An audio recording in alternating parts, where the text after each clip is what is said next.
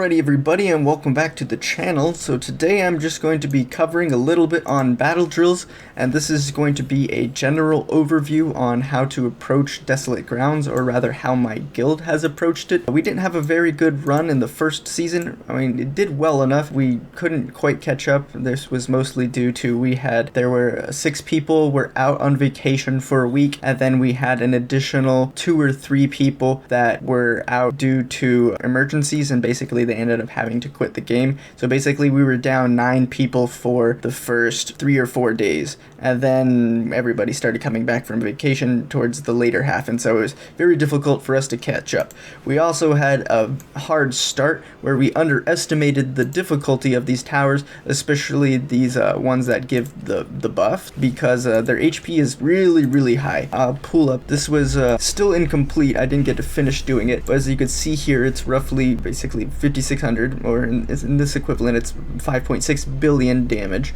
And so the Antler Outpost had 38, almost 39 billion for this one, and there's some variance in these. As you can see, this one is 41, but if we take our calculator and we do some very simple math here, so it's almost 7 times more HP than these regular ones. So that's why it's recommended, and I'll explain this in a bit, why we're focusing on these Desolate Path ones instead. Like, even the middle one only has almost 3 times the amount. It goes 3 times, then 7 times. So that's the reason why I'm explaining it the way I am here. So back to here. So the basic strategy, what we started off is we started off with the passages, we went right, and then we immediately focused on these outposts. But very quickly we found out that 7 times more HP than these regular guard towers, the Desolate Paths, and so it was not a viable strategy. We were spending too much of our stamina trying to get this buff, and we weren't getting extra camp reward levels, and so the buff was not outweighing the level gains for this.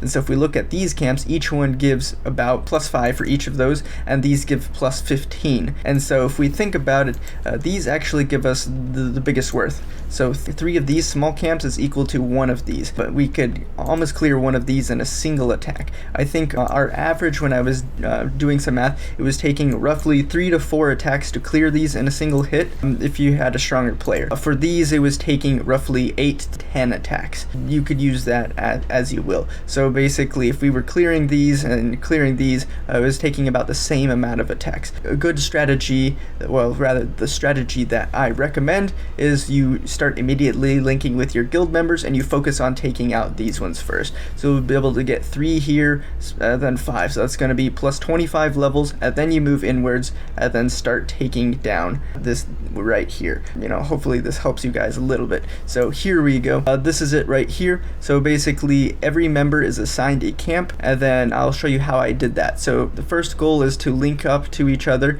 and then we start working our way inwards. Then we take out these tower, and so basically the goal is on the first day to have gained 25 levels from here, and then an additional 15 here. So that's going to be 40 levels, and then it's going to be the same thing on the other side. It's going to be an extra 25 here, and then another 15. So it's going to be a total of plus 80 levels over the enemies. Once we've done that, then we will move in for the buffs, and then that'll help us get prepared to take down the mini bosses. So once we've attacked the mini bosses, we'll spend the rest of our stamina clearing some of the rest of the passages, and then we will take down the final boss. So one other final thing to note is that the mini bosses, on the first time you clear them, you are gaining this camp level rewards. So it's actually better for all of your members to finish clearing the mini bosses first, and then go for the extra additional passages. That way all of your stamina is going into gaining as many levels as possible, and so that's going to put our total level at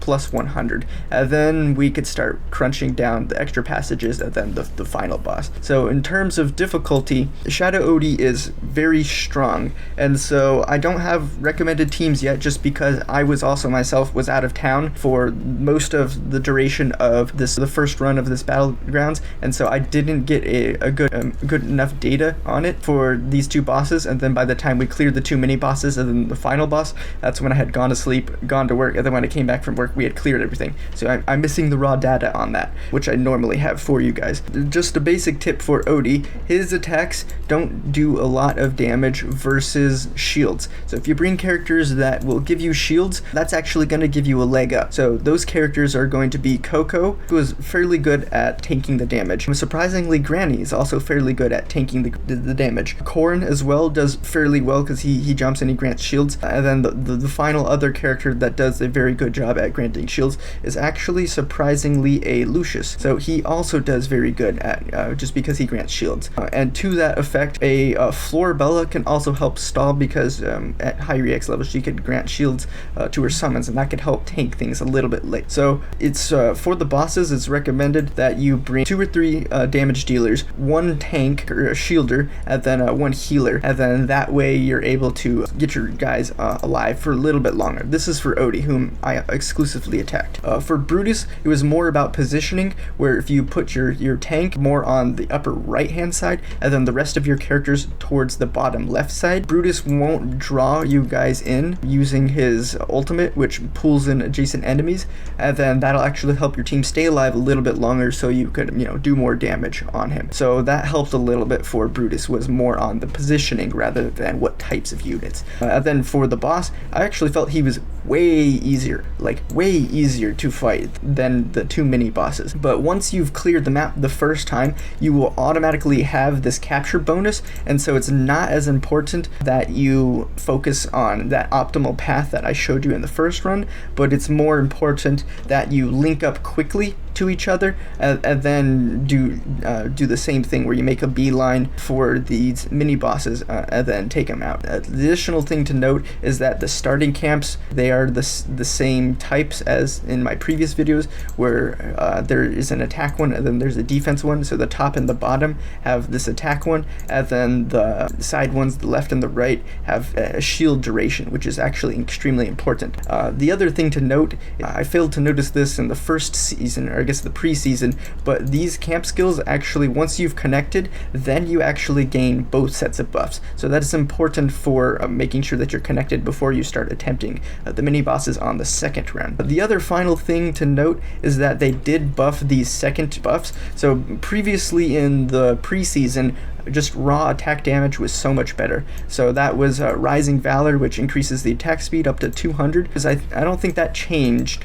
And then this other one, Divine Punishment, where they deal additional physical damage. So it's physical damage instead. I believe it used to be true damage, but it's equal to 5% of the target's max HP, but it can't exceed 80% of their own attack. Instead of those, I actually think that the secondary buffs are going to be a little bit better. So whenever an ally casts an ultimate, restores 5% of max HP to all allies, increase their attack by 25 and crit whatever, this effect can stack. Being able to get a good energy cycle is basically going to help your team stay alive a little bit longer than just being able to do a little bit more damage. The reason being is because this is physical damage, and then the attack speed is just your attack speed, and it's not haste, which is all of your attack animations, movement animations, and so on and so forth. So this one as well, energy flow, recovers 80 energy for all allies for 3 seconds, and then increases the ultimate damage dealt. So initially, because it is much more difficult, I feel this is going to do a lot more, just because it's just a straight 40% damage increase on the ultimates, which is generally the majority of most characters' damage, as well